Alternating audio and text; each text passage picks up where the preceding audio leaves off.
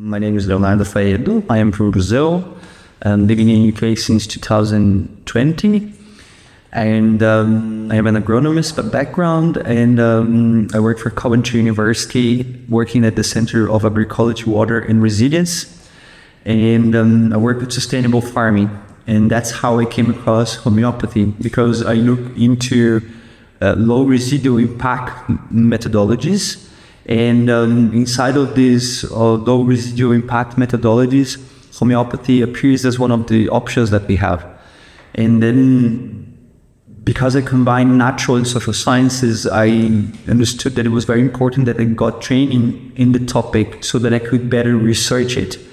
And that's what we have been doing so far. So my research is broader than specifically the use of homeopathy in agriculture.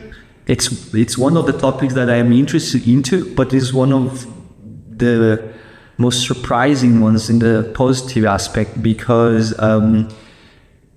farmers, when they get trained in homeopathy, they really empower themselves in many aspects, since the power in the connection to the land, but also they understand that beginning they started treating their plants, but then because they get qualified into the training, they understand that actually they could treat themselves. So I would say that like the homeopathy, it's a very positive technology and a scientific discipline, because not only it changes like the worldview of the people that get in contact with it, because it has a different worldview really and a different methodology, but then the output of that is this like really empowerment in terms of connection to the land and choosing organic systems to work and so on and so forth. So my connections with homeopathy came through sustainability in farming systems.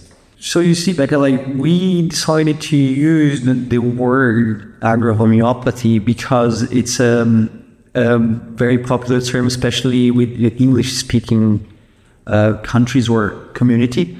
And but in reality, what we're talking here is about homeopathy. It's just like homeopathy being applied to agriculture. So in the one hand, the term agrohomeopathy helps us to qualify what we're talking about, but in the same time, it limits us. It gives the impression that it's only to plants, and it is not. We're talking about the whole system, because homeopathy is a systemic thinking. Therefore, it can be applied to different systems. And then, so it is, in terms of research, like solid research, we can tell for sure that like in the last like 20 years, like very robust like evidence, like high quality research has been developed basically in South America and Europe, but now expanding to other parts of the world. We have colleagues from India and China starting to work with that as well in the topic of agriculture. So it is a growing trend, because plants don't know placebo. They just have the biological effect, which is fantastic. So at the end of the day, it's an interesting way to approach the method as well, because plants only understand stimuli and how does stimuli happen, in which circumstances, and all that. This is part what the research is trying to discover. But the first attempts to use homeopathy goes way back to the 1920s with Lily Kolisco and her husband Eugene Kolisco from the biodynamic movement. They were the first to kind of start trying that, but also Benoit Moore, which is a homeopath. He also, when he moved actually from France to Brazil, one of the first things that he started to treat was plants around, like experiments. So in terms of attempts, it goes way back, but in terms of like solid academic research, we can certainly say that it's a new trend, like from the last 20 years or so. Yeah, well, I think the best example that I can give was my PhD experiments, where I tested like different homeopathic preparations with the strawberry crop systems, and that was a randomized double-blind experiment. So we didn't know what we were treating to, like the experiments were finalized.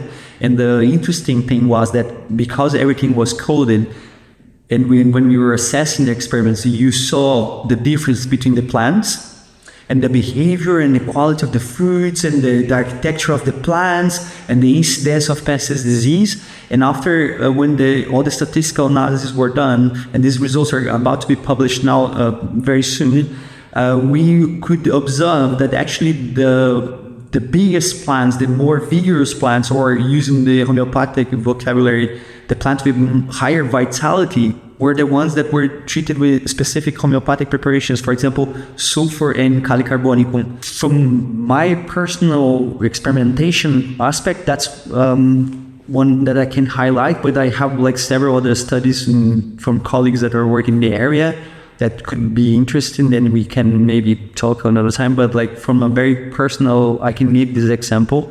But also, I think the thing that really kind of impressed me was that in Brazil, farmers get trained by the government agency on homeopathy.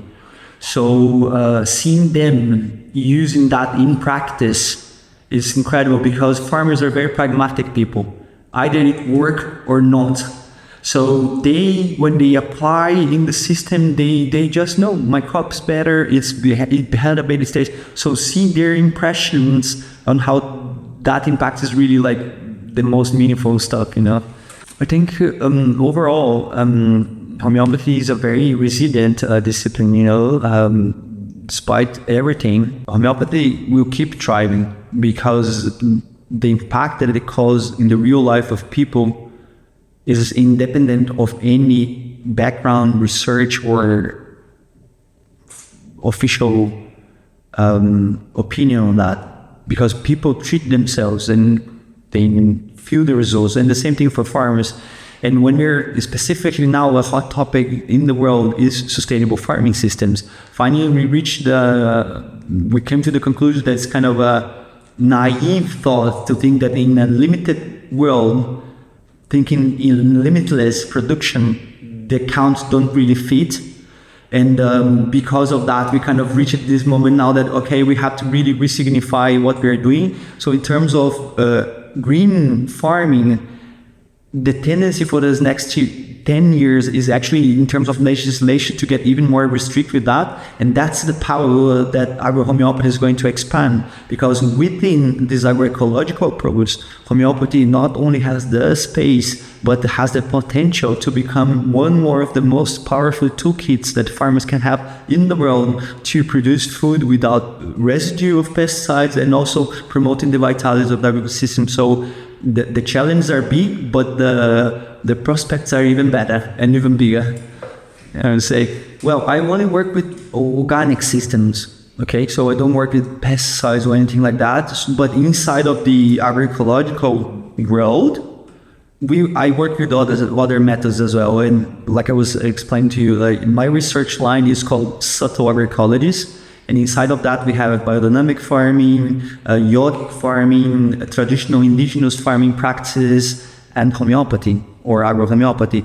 So in terms of disciplines that we explore, we research, I use all of them. I am interested in all of them. And my recommendations to farmers is to combine them, because I strongly believe that our role as researchers is not like the vertical transition of knowledge, you know, like we as researchers detain the knowledge and you, the farmers, just receive the knowledge. No, these methodologies are horizontally structured. We co-create knowledge together. It's a multidisciplinary approach for the thematic.